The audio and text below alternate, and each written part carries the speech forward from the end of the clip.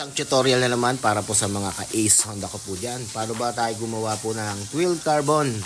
Bulsa nga pala po ito ng Mio 4. At sana magkaroon din po kayo ng mga idea kung paano gumawa nito sa aking tutorial.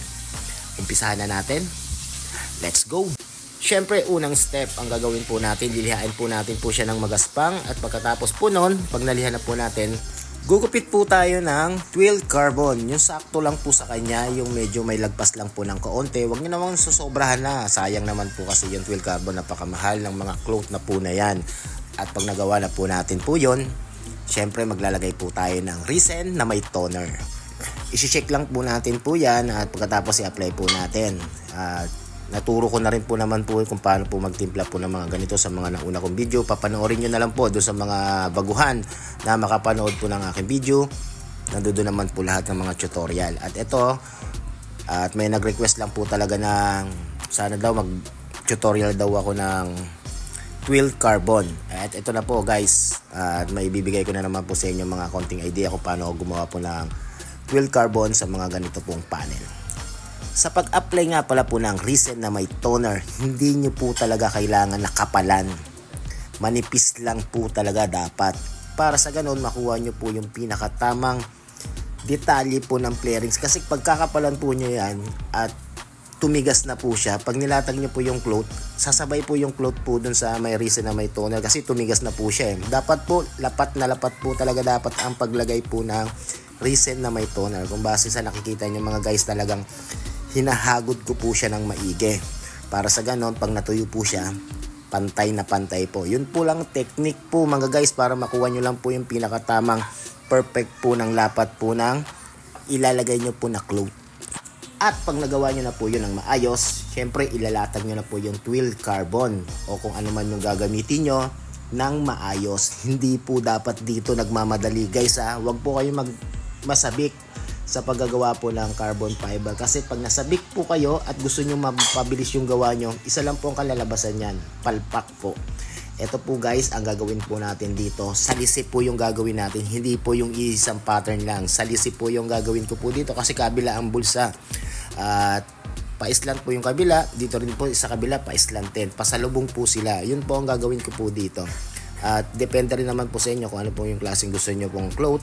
At kung sakali man magustuhan nyo po yung ganitong design na pasalubong, pwede nyo naman po siyang gayahin. Sa paglalagay nga pala po ng cloth, dapat po malinis po yung kamay nyo.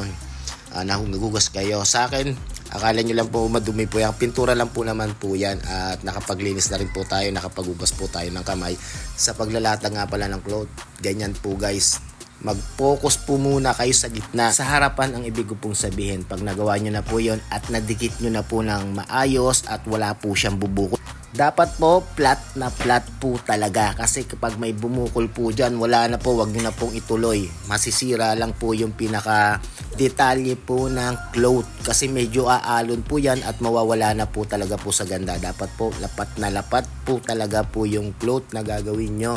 Kung ano man po yung pinakagusto nyo. At pag nagawa nyo na po yun, nalapat nyo na po siya ng maayos, isusunod po nyo, pupukusan po yung gilid. Dapat hindi po siya umangat. Ang gagawin nyo lang po, maglalagay lang po kayo ng masking tape sa buong parte na makikita nyo pong mga umaangat. Dapat po talaga, make sure na talagang wala po talaga po siyang aangat. At para maging perfect po yung gagawin nyo. Ganito lang po guys, ako gumawa talagang pinupokusan ko po talaga yung paglalatag po ng cloth para sa ganon yung ginawa ko ay maging perfect. Ganon din po dapat kayo mga guys kasi yung iba kasi nagtatanong sa akin kung okay na daw kasi nagsasend sila sa akin ng video. Nakikita ko at nagsasabi rin naman ako okay na yon kasi first timer. Pero sa susunod dapat ganito ganyan. Ganon sinasabi ko. Dapat guys kung limbawang gagawa kayo, wag na po sanang ganon. Dapat na gawin nyo na po agad ng perfect. Kahit baguhan lang po kayo. Kasi makakapanood naman po kayo ng actual tutorial ko. Nandiyan na po lahat ng mga technique. At ito na nga, binibigay ko na po sa inyo. At hindi nyo na po kailangan mag-message. Tumawag po sa akin. Nandito na po talaga. At yung iba naman kasi na tinuruan ko, nakagawa na rin sila ng video. Kasi meron din ako minsan hinihinging pabor na pag nakagawa ng ganito ganyan, ipopost nila at itatag. Pero never silang gumawa ng ganon at nakakalimutan na nila. Pero bilang sa akin, but at least naibigay ko na rin naman yung mga kailangan nila. Pero sa ngayon, lahat po na mag-message po sa akin, mag-send po ng mga picture, never na po ako magre-reply. Pasensya na po mga guys, at nandiyan naman po talaga lahat ng mga actual tutorial ko. No need nyo na po mag-chat po sa akin ng true message kasi nandiyan na po lahat ang mga technique, lalo na po dun sa mga short video ko, nandiyan na po. At kung halimbawa manonood lang kayo, isang video lang kayo pinanood nyo, tapos magchat-chat po kayo sa akin. Tapos ang tanong nyo ay nandoon naman sa kasagutan po sa mga video ko. Never na po talaga ako magre-reply. Pasensya po ng mga guys, at ito na, nandito na nga po lahat ng mga actual tutorial ko. At maraming salamat sa suporta po kay Ace Honda. At yan guys, pag nagawa nyo na po ng ganyan, maglalagay po kayo ng masking tape po sa likod.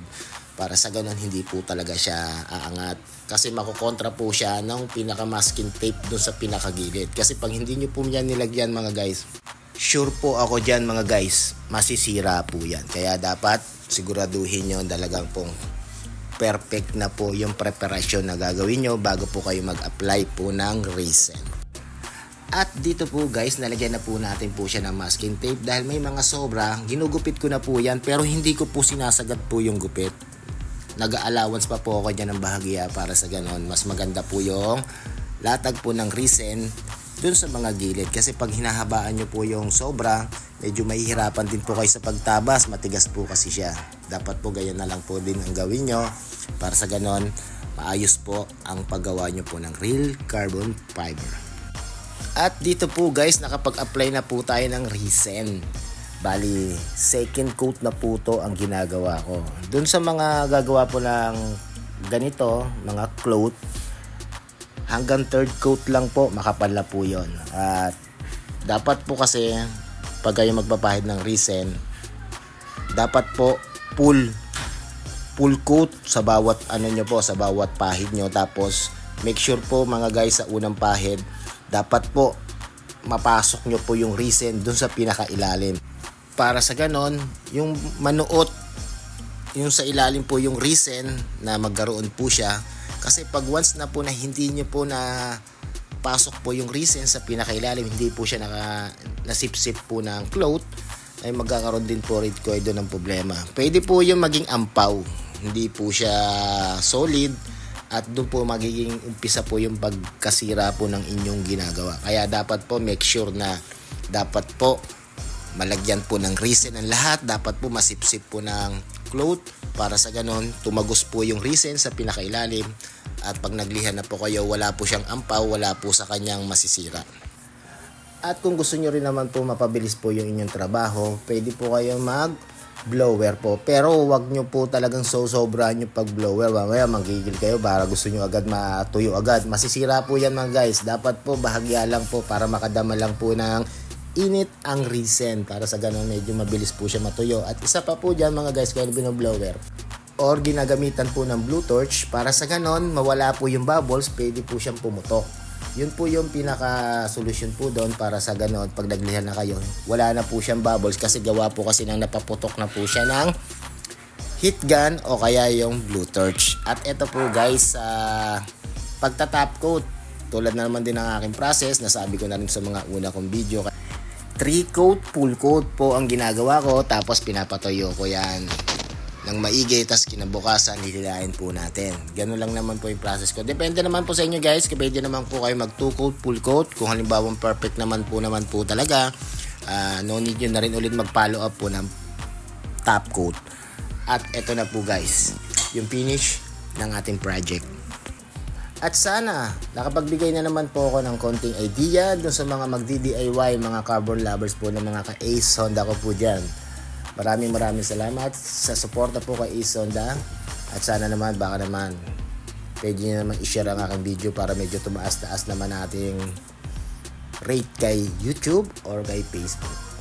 Muli, maraming salamat sa walang sawang nagtitiwala at sumusuporta po kay Ace Honda. Kits na lang po tayo mga guys.